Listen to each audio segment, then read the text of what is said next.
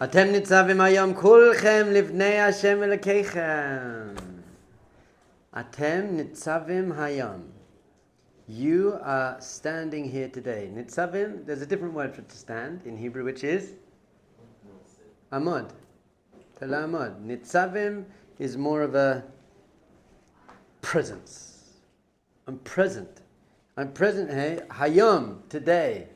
Remember we said this last time?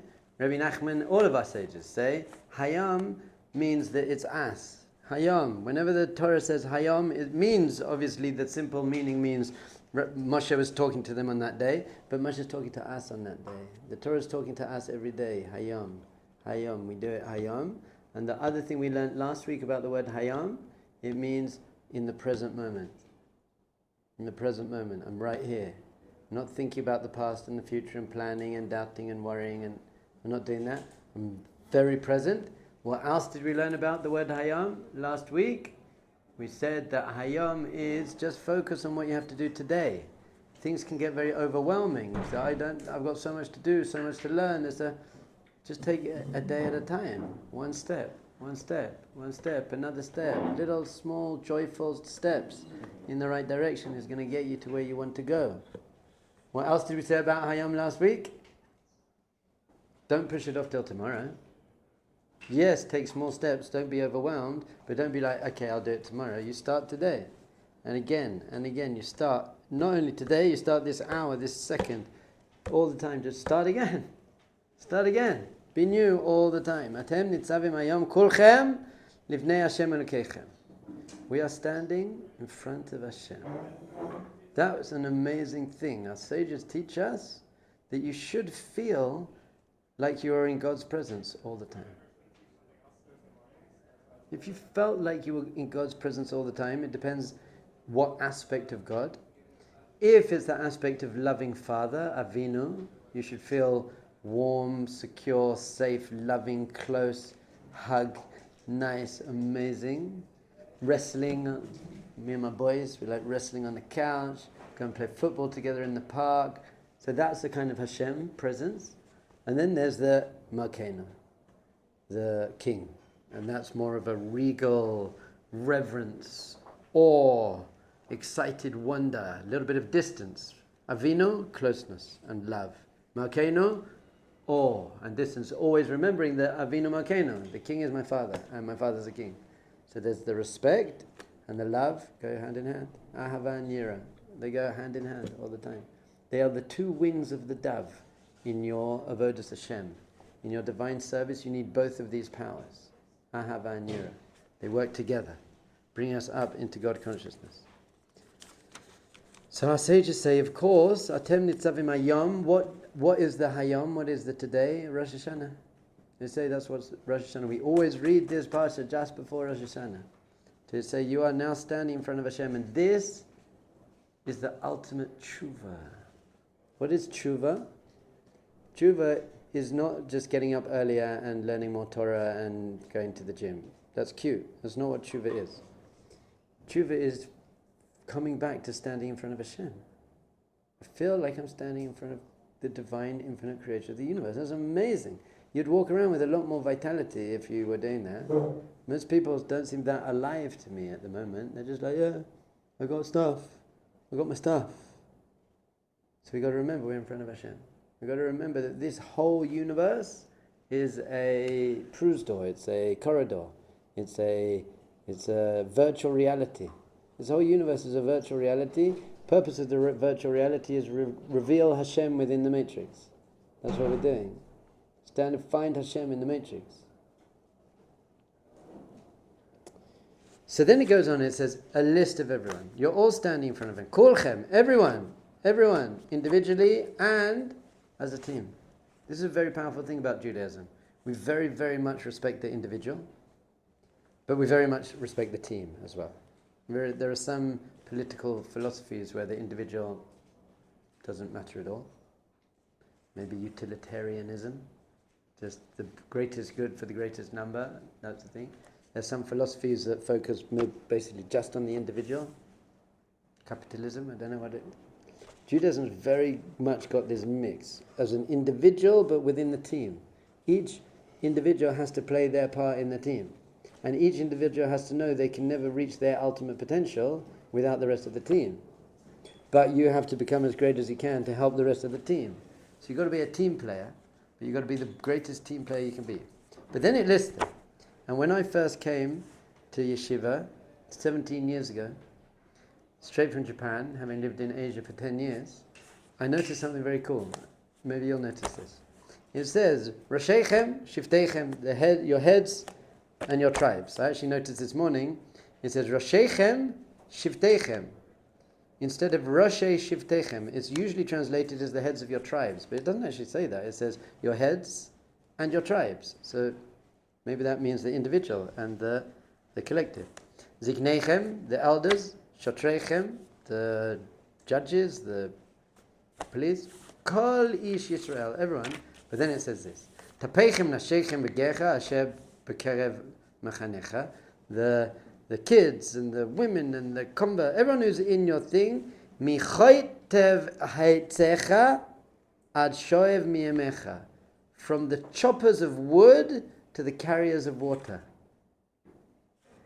Famous Zen saying, chop wood, carry water.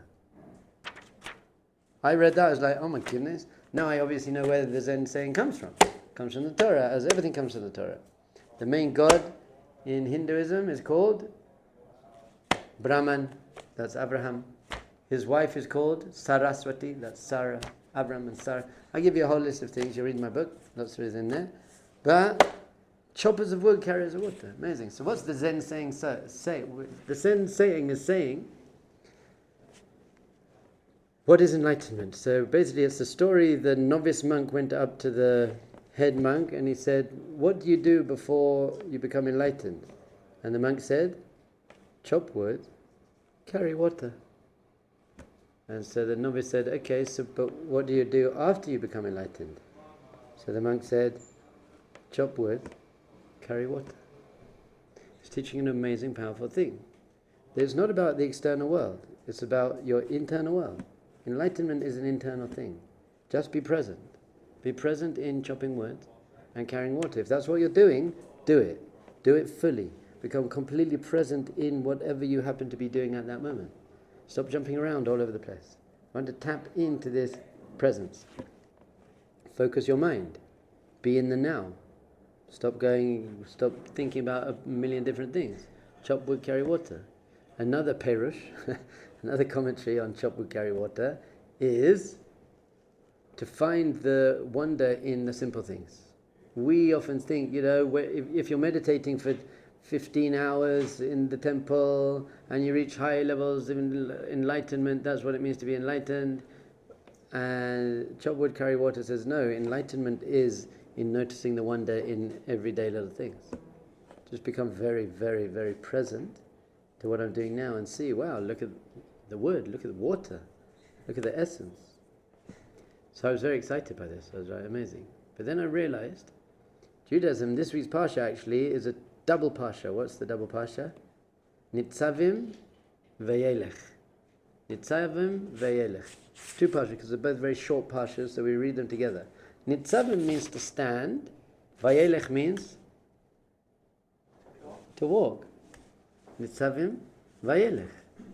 So Judaism is teaching an amazing thing I found. Not that I look down on any other path, but it seems that Zen path is just be present.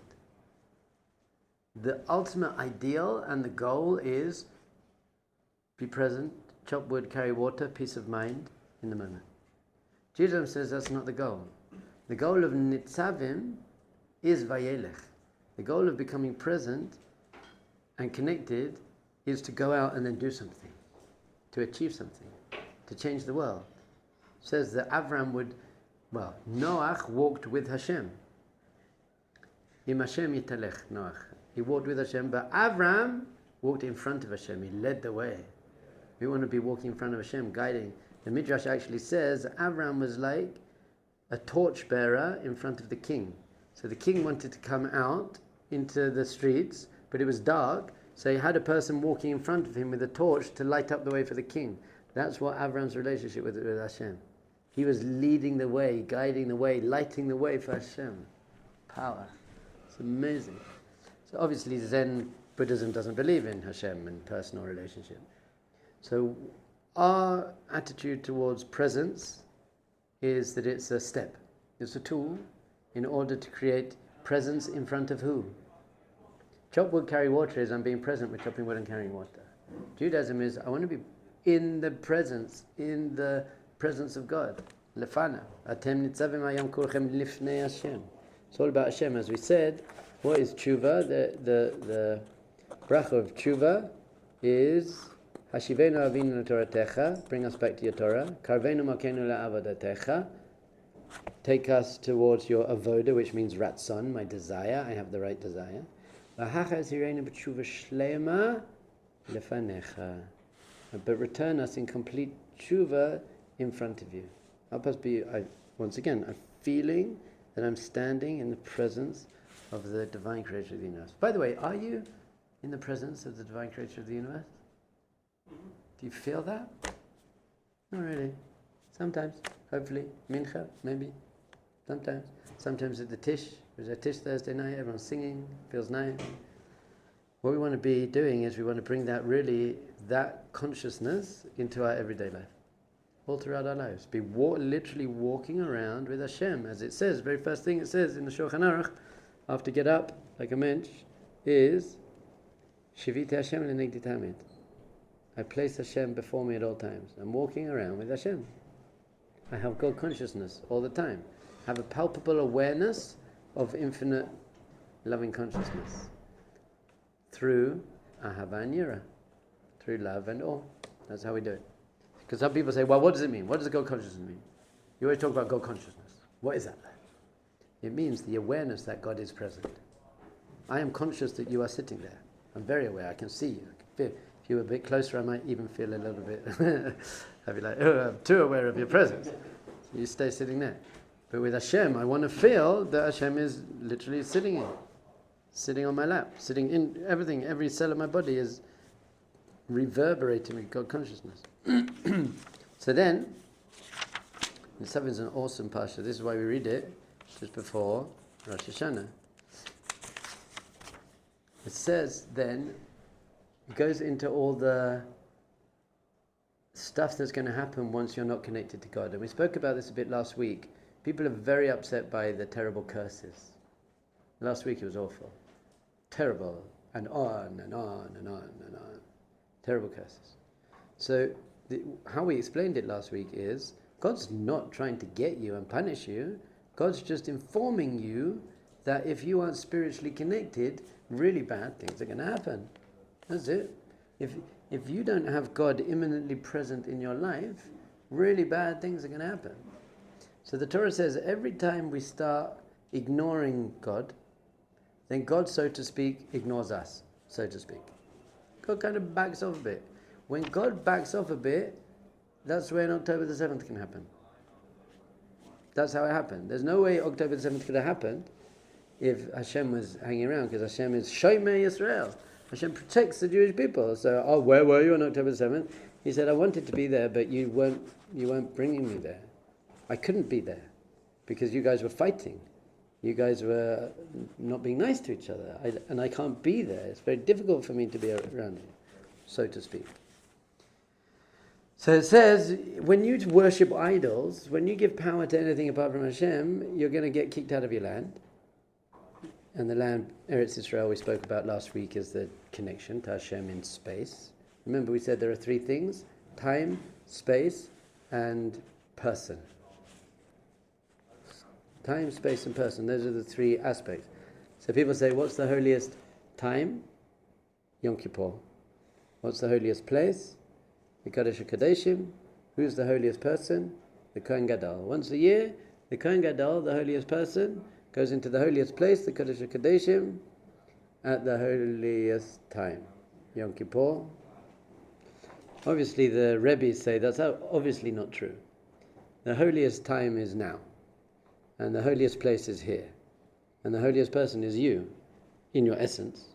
So that's what we want to do. We want to try and become very, very present, here and now, standing in front of Hashem, and that's the highest we can get.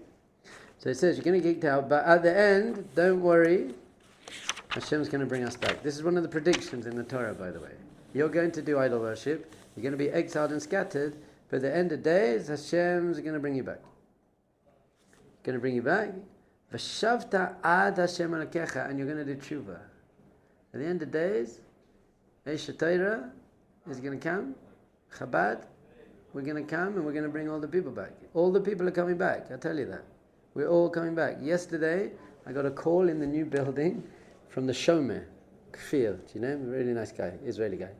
He said, Rav Dov, whatever. He said, can you come down and be here? There's this guy who wants to see you.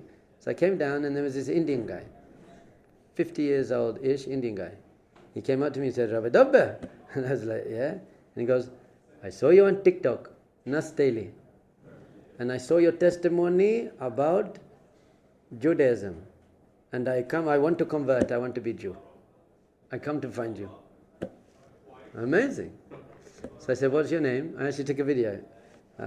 What's your name? And he said, Charles. And he goes, but Yehezkel. Yehezkel. So I said to him, I want you to know Yehezkel.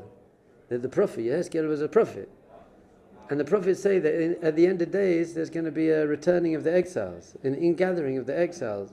It means not just the Jewish people, all the Jewish people are going to come home, come back to God consciousness, but lots of non-Jews are going to convert, they want to come back. So you're probably living the prophecy of Yehezkel. Amazing. I had an amazing day yesterday. I taught in Essentials and I was meant to teach self-mastery, but I just been doing it a lot. So I said, what should I do? Should I do when willpower isn't enough? How do you do things when you don't have enough ratzon? Or what is God? And how do we know it's true? How do we know God exists? So it was back and forth. Eventually he said, okay, I'll just do what is God. At the end I walked out, this guy comes up to me and said, can I just talk to you for a second? And he said, yes. And he said, I grew up religious, 15 stopped being religious, kind of anti, but 18, I'm now 18, all my friends were going to yeshiva, because I grew up modern Orthodox in Australia. So I thought, I'll go to yeshiva and I'll give God a chance. So I arrived in yeshiva in January, and by now I'm like, there is no God. There's no God. Like, I asked all my rabbis, they couldn't give me the answers. And then last week or 2 weeks ago, I saw the podcast with, what's his name, Mena. So I saw the podcast, and I said, you know what, I'm going home on Sunday. He said, I'll go and just find the rabbi in the podcast and just go for a lesson, one chance. And I walked into class, and then he just proved to me that there is a God. Now I don't know what to do. Should I go home now? So go home, but you'll come back now. Amazing. We're all coming back. We're in gathering. It's a good day yesterday. But it says, V'hashevota, no. It says, V'shavta ad Hashem alakecha. This is chapter 30, verse 2. You shall return until Hashem. Tshuva isn't, once again, just correcting your character traits. Atheists can correct their character traits. Tshuva is Hashem. There's one thing you have to do on Rosh Hashanah. You do this, you had a good Rosh Hashanah. You don't say any of the davening from the Machzor, but you stand in front of Hashem, open up your heart, and just say, Hashem, I want this. I want you. You had a very good Rosh Hashanah. Also go through the Machzor as much as you can, but some people are telling me it's very daunting. Rosh Hashanah is very daunting.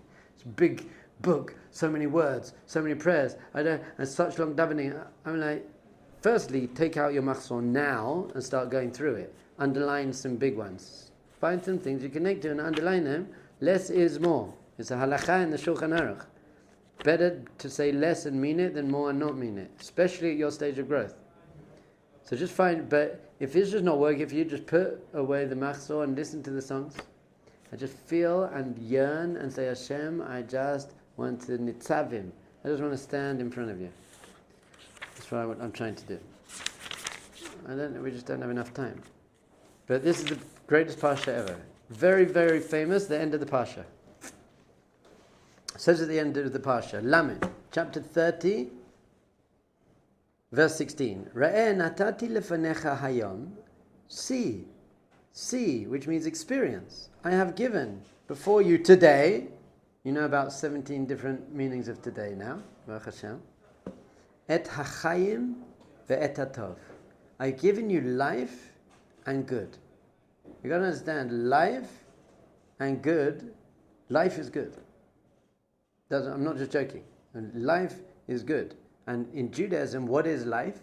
Atem hadveikim b'Hashem Elokeichem chayim kulchem hayom.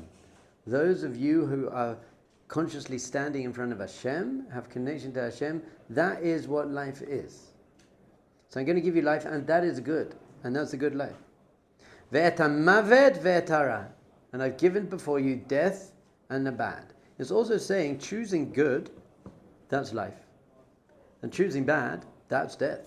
You are dead. If you are making bad choices on purpose, not on purpose, whatever you're doing, that's not called real life. And he says, I've told you. We have a commandment. We have a connection point. A piece of advice. That's 3 different translations of the word mitzvah. A commandment, a connection point, a piece of advice. To love Hashem. To go in His ways, which means to perfect yourself, to become godly, to be like God, improve your character traits. And you should guard His mitzvahs, chukim and mishpatim. Remember, we said there are 3 levels of mitzvahs. There's the one that you could have worked out yourself. Don't kill, don't steal. I don't need the Torah to tell me that. Then there are ones like keep Shabbat, that you wouldn't have worked out yourself, but it makes sense. You get why we're keeping Shabbat.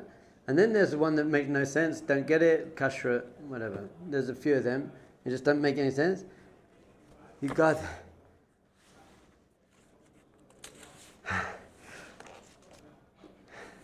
Thank you, Hashem. Come on, bless you too, children. Here we go. Watch this. Chaim, I put before you Chaim and Mavet, life and death. V'natati levanecha habracha v'aklala. I put before you the blessing and the curse. So all those curses in last week's Parsha, I put them before you.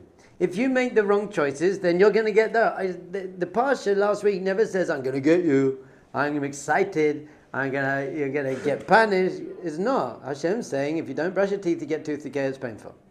And if you get tooth decay painful, your teeth rot. And if your teeth rot, you look ugly. And if you look ugly, you won't get married. And if it's like, okay, I better brush my teeth then. But Hashem doesn't want that. Hashem's no, I'm giving you bracha. If you do brush your teeth, you'll feel good and you'll look nice and get married and everything great. So it's up to you, choose. And then it says the famous words, Uvachata b'chayim. Choose life. Choose life. The Torah is urging you. Choose life. Does God need to tell you to choose life? Sounds stupid, sounds redundant. But He does, because we're not choosing life. We're choosing to press the snooze button. We're choosing to watch stuff that we shouldn't watch. We're choosing to put other people down. We're choosing to not live up to our values that you know you should be living up to. We're choosing to go far away from where we're meant to be. Those are choices. We're choosing not life because it's easy, it's fun. For whatever reason, anytime you do something that disconnects you from spirituality, disconnects you from your soul, disconnects you from Hashem, you chose death. You're choosing death the whole time. I actually heard another perush, another commentary. I put before you life and death, which means there are 2 ways of serving Hashem. One is, I'm going to die one day, so I better do the right thing, otherwise I'll get punished. That's called yirat ha'onesh. I'm afraid of punishment that's going to come after death. That's mavet. And there's another way to serve Hashem, which is, I'm very excited to be connected to Hashem. I want to do this. That's ahava, and that's called chayim. So Hashem says, I've put before you 2 paths of serving God. One is the path of fear. You better serve it, otherwise I'll be in trouble. And one is the path of love. Yira sa'aynish va'ahava. And fear is death, and love is life. B'chat b'chayim. Choose to serve Hashem from a place of love and joy and connection, not from a place of, I'll be in trouble if I don't do it. Very, very unhealthy. Once again, to love Hashem, to do Hashem, to have Hashem in front of us at all times. So really we're reading it, we didn't even get on to Parshas Veyelech, but Baruch Hashem. That's good enough for now. First we have to be Nitzavim. We need to be in Hashem's presence. Once we're in Hashem's presence, then we can go out into the world, and then you can do whatever you like. You'll be a real estate agent. but take Hashem with you, and bring Hashem into the office, and bring Hashem into the people all around you. Nitzavim-Vayelech. So on Rosh Hashanah, you're going to just have that moment of trying to feel that I'm standing in the presence of Hashem. Oh, there is one more Kishmak thing. It says that the Torah is not far from you. Very famous line again as well in the Torah. Lo b'shamayim hi. The Torah isn't b'shamayim or v'ever hayam, or over the sea. It's not far away. You think, it's so far from you. So, I grew up secular. I got no child. I don't know anything. It's so far. It says it's not. Where is the Torah? It's in your mouth and in your heart. It's bepeh u'belibcha. I got to find it. It's in your mouth and in your heart. What does that mean? Lo b'shamayim. You think it's so far away? It's the closest thing there is, because your mouth is your tefillah. The mouth is just speaking to Hashem. The greatest way to feel like you're standing in front of Hashem is that you're speaking to Hashem. And in your heart means, I have ratzon, I'm yearning for Hashem. So it's not all about let's become a Talmid Chacham and learn although that's important to help you grow and think in a healthy way and understand Judaism, but it's in your mouth and in your heart. Speak to Hashem and yearn for Hashem, and that means you'll be feeling that you're actually standing in the presence of Hashem. Shana Tova and Shabbos.